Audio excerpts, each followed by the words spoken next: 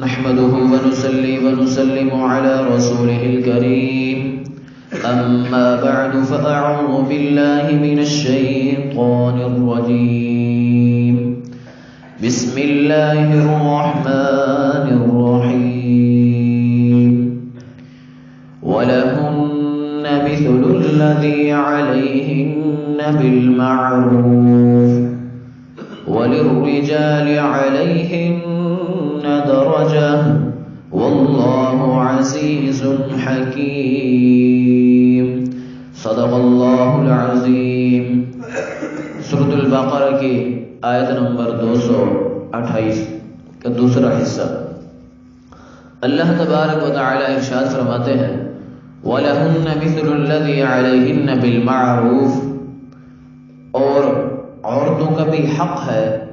جیسا کہ مردوں کا ان کے اوپر حق ہے دستور کے موافق۔ وَلِلرِّجَالِ عَلَيْهِنَّ دَرَجَةٌ، اور مردوں کو عورتوں پر فضیلت حاصل ہے۔ واللہ عزیز حکیم، اور اللہ تبارک و تعالی زبردست ہے، حکمت والا ہے۔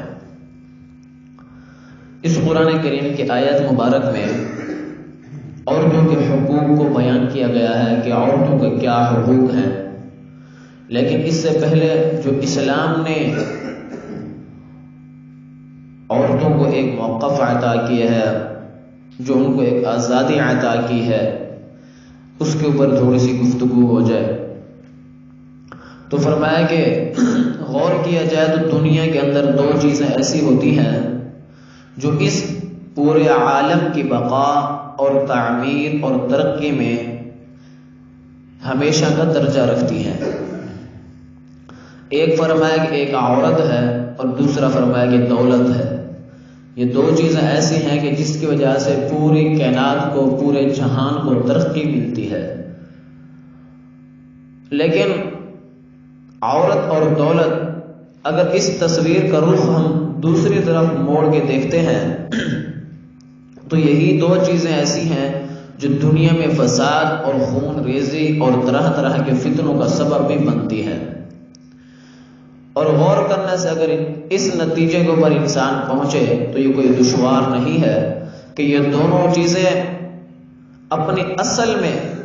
دنیا کی تعمیر اور ترقی اور اس کی رونق کا ذریعہ بھی ہیں، لیکن جب کہیں ان دونوں کو اپنی اصلی مقام اور موقف سے ادھر ادھر لگا دیں، عورت کا اصل مقام کیا ہے، اس کو اس کی بجائے غلط مقام پہ یہ عورت استعمال ہو، اور دولت کا اصل مقام کیا ہے، یہ اپنی اصل کی بجائے غلط مقام پہ اوپر استعمال ہو، تو فرمایا کہ یہ دونوں چیزیں جو ہیں دنیا میں سب سے بڑا زلزلہ بھی بن سکتی ہیں۔ اس لیے قرآن کریم نے انسان کو نظام زندگی دیا ہے، اس میں ان دونوں چیزوں کو اپنے اپنے صحیح مقام پر ایسا رکھا گیا ہے کہ ان کے فوائد اور ثمرات زیادہ سے زیادہ حاصل ہوں اور فتنہ اور فساد کا نام نہ رہے۔ دولت کا صحیح مقام اور اس کے حاصل کرنے کے ذرائع اور خرچ کرنے کے طریقے اور تقسیم دولت کا عادلانہ نظام، یہ ایک مستقل علم ہے جس کو اسلام کا معاشی نظام کہا جا سکتا ہے، لیکن اس وقت اس کی گفتگو نہیں ہے۔ قرآن کریم کی آیت کے مطابق جو اس کے اندر عورت کا مقام ذکر کیا گیا ہے، فرمایا کہ اس وقت عورت اور اس کے حقوق اور فرائض کا ذکر ہے۔ اس کے متعلق آیات مذکورہ میں اللہ تبارک و تعالی نے یہ ارشاد فرمایا کہ جس طرح عورتوں کے اوپر مردوں کے حق ہیں کہ عورتوں کو چاہیے کہ مردوں کے حقوق ادا کرے، ضروری ہیں، اسی طرح بالکل مردوں کے اوپر بھی عورتوں کے حقوق ہیں، مردوں کو چاہیے وہ بھی عورتوں کے حقوق ادا کرے جن کا ذکر ضروری ہے۔ ہاں، صرف اتنا فرق ضروری ہے کہ مردوں کا درجہ جو ہے وہ عورتوں سے بڑھ کر ہے، مردوں کے حقوق زیادہ ہیں، ان کی عزت جو ہے عورتوں سے زیادہ ہے۔ یہ اللہ تبارک و تعالی نے مردوں کو عورتوں کے اوپر فضیلت دی ہے۔ یہ تو آج دنیا کا یہ نظام ہے جو عورتیں اپنے آپ کو مرد کے اوپر زیادہ فضیلت سمجھتی ہیں۔ وزیر اعظم بھی وہی ہیں، وزیر داخلہ بھی وہی ہے، اجازت دے تو انسان گھر میں داخل ہو سکتا ہے، نہ تو گلی میں باہر پڑے، ہاں بھی اجازت ہے یا نہیں ہے، سب کچھ نظام انہی کا چل رہا ہے۔ لیکن اللہ تبارک و تعالی نے مردوں کو حقوق زیادہ دی ہیں، ان کو فضیلت زیادہ دی ہے۔ قرآن کریم کی آیت مبارک ہے سورۃ النساء کی، الرجال قوامون علی النساء بما فضل اللہ بعضهم علی بعض وبما انفقوا من اموالهم، یعنی مرد حاکم ہیں عورتوں کے اوپر، اس واسطے بڑائی اللہ تعالی نے دی، یہ جو فضیلت دی ہے یہ عورتوں کے اوپر مردوں کو یہ اللہ نے دی ہے، ایک کو ایک کے اوپر، اور اس واسطے کو کہ خرچ کیے انہوں نے اپنے مال، یعنی اپنے مال بھی اپنے عورتوں کے اوپر کیا ہے وہ خرچ کرتے ہیں۔ اسلام سے پہلے جو معاشرہ تھا اس میں عورت کا کیا مقام تھا، عورت کو کیا درجہ، انہوں نے کیا ظلم و ستم ہوتا تھا۔ اسلام سے پہلے زمانہ جاہلیت میں تمام دنیا کی اقوام میں یہ رواج جاری تھا کہ عورت کی حیثیت جو ہے وہ گھریلو استعمال کی اشیاء سے زیادہ نہ تھی۔ جیسے گھریلو چیزیں ہم استعمال کرتے ہیں ان کو پھینک دیا بس کسی کام کی نہیں ہے، وہ بھی عورت کو اس طرح سمجھتے تھے۔ اور جانوروں کی طرح عورت کی بھی خرید و فروخت ہوتی تھی، ان کو بازاروں میں بیچا جاتا تھا، کوئی کسی کو لے کر جا رہا ہے، کوئی کسی کو لے کر جا رہا ہے، بس ان کو فروخت کر دیتے تھے۔ اس کو اپنی عورت کو اپنی شادی بیاہ میں کسی قسم کا کوئی اختیار بھی نہیں تھا، اس کے اولیاء جس کے حوالے کرتے تھے وہاں اس کو جانا پڑتا تھا، اس سے پوچھتے نہیں تھے کہ آپ کا نکاح کریں نہ کریں، کس کے ساتھ کریں کس کے ساتھ نہ کریں، بس پکڑ کے جس کے قبضے میں دے دیا وہ دے دیا، بس اس عورت کو جانا پڑتا تھا۔ عورت کو اپنے رشتہ داروں کی میراث میں کوئی حصہ بھی نہیں ملتا تھا، کچھ بھی میراث میں سے حصہ عورت کو نہیں دیا جاتا تھا، بلکہ وہ خود عورت جو ہے گھریلو اشیاء کی طرح مال اور وراثت میں سمجھی جاتی تھی، عورت کو بھی تقسیم کیا جاتا تھا، ابھی یہ بھی میراث کا حصہ ہے، اس کو بھی لوگوں میں تقسیم کرو، مردوں میں، اور وہ مردوں کی ملکیت تصور کی جاتی تھی، بھی مرد اس کے مالک ہیں، اس کی ملکیت عورت کی ملکیت کسی چیز کے اوپر نہیں ہوتی تھی، اور جو چیزیں عورت کی ملکیت کہلاتی تھی بھی یہ عورت کی ملکیت ہیں، لیکن پھر بھی عورت کو یہ حکم نہیں ہوتا تھا کہ وہ اپنی مرضی سے ان کو خرچ کرے کہیں یا اپنی مرضی سے کسی کام میں لگائے۔ عورت جس چیز کی مالک ہوتی تھی اس کے اوپر بھی مرد کا قبضہ ہوتا تھا، مرد جہاں چاہتا اس کو خرچ کرتا، مرد جو کرتا وہ اس کی مرضی ہوتی تھی، تو اس عورت سے پوچھنے کا کوئی حق بھی نہیں تھا۔ یہاں تک کہ یورپ کے وہ ممالک جو آج کل دنیا کے سب سے زیادہ ترقی یافتہ ملک سمجھے جاتے ہیں، ان میں سے بعض لوگ اس حد کو پہنچے ہوئے تھے کہ عورت کے انسان ہونے کو بھی تسلیم نہیں کرتے تھے کہ عورت انسان ہے یا نہیں ہے، عورت کو انسان بھی نہیں سمجھتے تھے، عورت کے لیے دین اور مذہب میں بھی کوئی حصہ نہیں تھا، نہ اس کو عبادت کے قابل سمجھا جاتا تھا کہ عورت کیا ہے عبادت کرے، چاہے وہ غیر مسلم بھی تھے، بتوں کی عبادت کرے، کسی چیز کی بھی عبادت کرے، وہ اس کو عبادت نہیں کرنے دیتے تھے، تو عبادت کے قابل بھی نہیں ہے۔ نہ ہی عورت کو یہ سمجھتے تھے کہ یہ عورت جنت میں جائے گی، جنت کی حقدار بھی نہیں ہے۔ روما کی بعض مجلسوں میں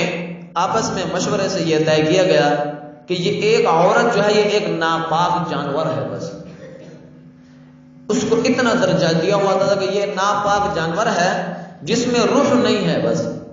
عام طور پر باپ کے لیے لڑکی کے قتل بلکہ زندہ درگور کر دینا جائز سمجھا جاتا تھا، فخر سمجھتے تھے اپنی بیٹی کو کوئی قتل کر دے یا اپنے بیٹے کو زندہ اٹھا کر کسی گڑھے میں اور قبر میں دفن کر دے، اس کو وہ فخر سمجھتے تھے زمانہ جاہلیت میں۔ اور یہ بعض لوگوں کا تو یہ خیال تھا کہ عورت کو کوئی بھی اگر قتل کر دے تو اس کے اوپر کوئی قصاص نہیں ہے، کوئی دم نہیں ہے، اس کو قتل نہیں کیا جاتا تھا جو عورت کو قتل کر دیتا تھا۔ اگر شوہر مر جاتا تو بیوی کو بھی اس کی لاش کے ساتھ زندہ جلا دیتے تھے، اب یا اس کا شوہر تو فوت ہو گیا ہے تو اس عورت کی کوئی ضرورت نہیں ہے، اس کا ساتھی چلا گیا ہے، اس لیے اس شوہر کی لاش کے ساتھ اس عورت کو بھی زندہ جلا دیتے تھے۔ آپ صلی اللہ علیہ وآلہ وسلم کی ولادت کے بعد اور آپ صلی اللہ علیہ وسلم کی نبوت سے پہلے، آپ صلی اللہ علیہ وسلم پیدا تو ہو گئے تھے لیکن نبوت 40 سال کے بعد ملی ہے، آپ صلی اللہ علیہ وسلم کی ولادت کے بعد اور نبوت سے پہلے 586 عیسوی میں فرانس نے عورت کے اوپر یہ احسان کیا کہ بہت سارے اختلافات کے بعد یہ ایک قرارداد جو ہے پاس کی اسمبلی میں کہ عورت ہے تو انسان مگر وہ صرف مرد کی خدمت کے لیے پیدا کی گئی ہے. اتنے عرصے کے بعد جو ہے صرف اس حد تک وہ پہنچے کہ انسان ہے، اتنے عرصے کے بعد صرف اس کو انسان تسلیم کیا، باقی اس کو کوئی حقوق ادا نہیں کیے، یہ صرف مرد کی خدمت کے لیے پیدا کی گئی ہے. الغرض فرمایا کہ پوری دنیا اور اس میں بسنے والے تمام اقوام اور مذاہب نے عورت کے ساتھ یہ برتاؤ کیا ہوا تھا جس کو سن کر انسان کے بدن کے ایک ایک بال اور روٹے کھڑے ہو جاتے ہیں. اور اس بیچاری مخلوق کے لیے نہ کہیں عقل اور دانش مندی سے کام لیا جاتا تھا اور نہ ہی عدل و انصاف سے کام لیا جاتا تھا. قربان جائے رحمت للعالمین صلی اللہ علیہ وآلہ وسلم اور آپ صلی اللہ علیہ وسلم کے لائے ہوئے دین حق کے کہ جس نے دنیا کی آنکھیں کھول دی، انسان کو انسان کی قدر کرنا سکھا دیا اور عدل و انصاف کا قانون جاری کیا. عورتوں کے حقوق مردوں کے اوپر ایسے ہی لازم کیے جیسے کہ عورتوں پر مردوں کے حقوق ہیں. عورت کو آزاد کر کے خود مختار بنا دیا بھی عورت ایک آزاد ہے، اس سے مشورہ لیا جائے، اس کی بھی ملکیت ہوگی، تمام چیزیں عورت کی ہوں گی. اور اپنی جان اور مال کی ایسے ہی مالک ان کو بنا دی گئی جیسے کہ مرد ہے اپنی جان کا مالک ہے. کوئی شخص خواہ باپ دادا ہی ہو، اگر وہ بالغ عورت کو کسی شخص کے ساتھ نکاح پر مجبور نہیں کر سکتا. آج کل تو ہمارے ہاں بھی بس اوقات مجبور کیا جاتا ہے. جب کسی اور لڑکی کا نکاح ہو تو اس کو پہلے تو سمجھاتے ہیں پیار سے بیٹھ کے، اگر وہ پیار سے نہیں سمجھتی تو پھر پوری دنیا جہان کی جتنی خالیں جتنی پھوپھیاں ہوتی ہیں سب کو بلا لیتے ہیں ایک ہفتے کے لیے، بھئی گھر کا دورہ ہے. بس ایک چھوڑتی ہے دوسری پکڑ لیتی ہے، دوسری چھوڑتی ہے تو تیسری پکڑ لیتی ہے. اس طرح اس کو مجبور کیا جاتا ہے. حتیٰ کہ اگر عورت بالفرض نہ مانے پھر ماں کہتے میں تو زہر کھا کے مار دوں گی، تو میری فکر نہیں ہے تیری، کیا تجھے اپنے بیٹے کی فکر نہیں ہے؟ اس کو اسلام نے حقوق دیے ہیں، وہ اپنے حقوق کی پاسداری کر رہی ہے. اس لیے جو زبردستی رشتے کیا جاتے ہیں وہ عموماً دیکھا جاتا ہے عورتیں بستی نہیں ہے.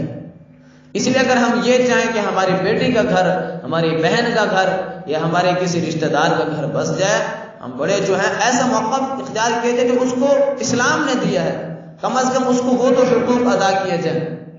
اس لیے اسے پوچھا جائے، جہاں وہ راضی ہو وہاں نکاح کیا جائے. اپنے بیٹے کو جب ہم مجبور زیادہ نہیں کر سکتے، وہ اپنی مرضی کی زندگی گزارتا ہے اور شادی کرتا ہے، تو ہماری بیٹی کو بھی اسلام نے کیا ہے یہ ایک مقام دیا ہے، اس کو یہ اختیار دیا ہے وہ جہاں بھی چاہے اور شادی کر سکتی ہے.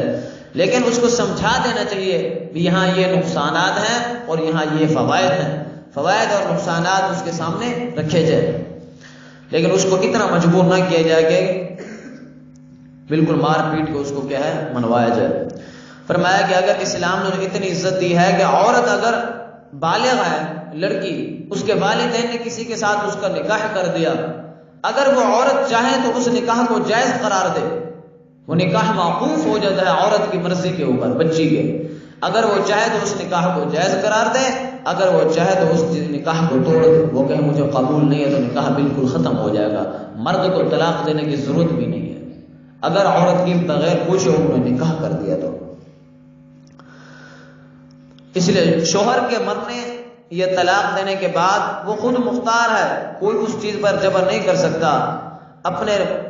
رشتہ داروں کی میراث میں بھی اس کو حصہ ملتا ہے جیسا کہ لڑکوں کو حصہ ملتا ہے. آج کل تو ہم اپنی بیٹیوں کو حصہ نہیں دیتے، اپنی بہنوں کو حصہ نہیں دیتے، کہتے ہیں بس بیٹی تو اب دوسرے گھر میں چلے جائے گی. بھائی بھی شام کو سب باپ کے پاس اکٹھے ہو جاتے ہیں، بیٹی بہن کو رشتہ جو ہے میراث حصہ دینے کا کیا فائدہ، وہ تو دوسروں کے پاس ہے، ہماری زمین ہماری جائیداد وہ ایک دوسروں کے پاس چلی جائے گی. وہی بوڑھا باپ جب اس کو اپنی بہن کا حصہ دینے کی باری آتی ہے پھر اس کی بیویاں پھر اس کے بچے اس کو کہتے ہیں پھوپھی کو حصہ دینے کا کیا فائدہ، اب تو دوسروں کے پاس ہے، اس کے بڑے بھی بیٹے بھی بڑے ہیں، بچے بھی اس کے بڑے ہیں، اس کی دیکھ بھال کرنے کے لیے ہیں. بھائی اس کی دیکھ بھال کرنے کے لیے کوئی ہو یا نہ ہو، لیکن میراث کا جو اسلام نے اس کو حصہ دیا وہ تو ادا کرنا ہے، جو اس کو حقوق ملے ہیں وہ تو ادا کرنے ہیں. کہ 2 سے 4 مرلے زمین کھانے سے ساری زندگی نہ میری خوشی میں گزرے گی، نہ ہی میری اولاد کی، نہ ہی میری بیوی کی گزرے گی. بہن کا جو حصہ ہے چاہے 2 روپے ہی کیوں نہ ہو، اس کو اس کا حق ادا کیا جائے. کیا آپ نے جب اپنی بہن کو کسی دوسرے غیر کے حوالے کیا تھا اتنی بڑی عزت کو دوسروں کے ہاتھ میں دے دیا؟ کیا جو آپ کے پاس دولت ہے وہ آپ کی بہن کی عزت سے زیادہ قدر ہے؟ اس کی زیادہ قیمت ہے؟ اپنی بیٹی کا رشتہ تو دوسروں کو دے دیا، لیکن میراث کا حصہ آپ لوگ دوسروں کو نہیں دیتے، کیوں؟ کیا آپ کی بیٹی کی قیمت اس 2 زمین گز کے ٹکڑے سے زیادہ گھٹیا تھی؟ کیا آپ کی بیٹی آپ کے اوپر بوجھ تھی کہ آپ نے اٹھا کر غیروں کو دے دیا اور زمین آپ غیروں کو نہیں دینا چاہتے؟ کیا 50,000 روپے اگر اس کی میراث میں آتے ہیں، کیا آپ کی بیٹی کی قیمت 50,000 روپے سے کم ہے؟ کیا 50,000 تو نہیں دینا چاہتے، لیکن جگر کا ٹکڑا اٹھا کر آپ نے کسی غیر کو دے دیا؟ تو میرے بھائی، ہماری بہنیں ہیں، ہماری والدہ ہیں اور ہماری بیٹیاں ہیں، ان کے حقوق ہیں، ان کے میراث کے جو حصے ہیں ان کو تقسیم کیے جائیں، ان کو ادا کیے جائیں۔ اور جو ہمارے نوجوان طبقہ ہے وہ اس کے اندر آڑ نہ ڈالا کریں، یا بہن کیا کرے گی، بہنوں کو دو گے، یا آپ اپنی بہن کو دیتے ہو، ہماری پھوپھی کو دیتے ہو۔ اسلام نے جو حقوق آپ کو دیے ہیں وہ آپ کو ملیں گے، جو آپ کی بہن بیٹی کو دی ہے وہ ان کو ملیں گے۔ اس لیے میراث کے معاملات کے اندر ہم مسلمان بہت پیچھے جا رہے ہیں، نہیں دیتے ان کو حقوق، اس لیے ان کو میراث ادا کی جائے۔ اور فرمایا کہ اس عورت کے اوپر خرچ کرنے اور اس کے راضی رکھنے کو شرعیت محمدیہ میں ایک عبادت قرار دیا، جو اپنی بیوی کے اوپر، اپنے گھر والے، اپنے بچوں کے اوپر، بچیوں کے اوپر خرچ کرتا ہے،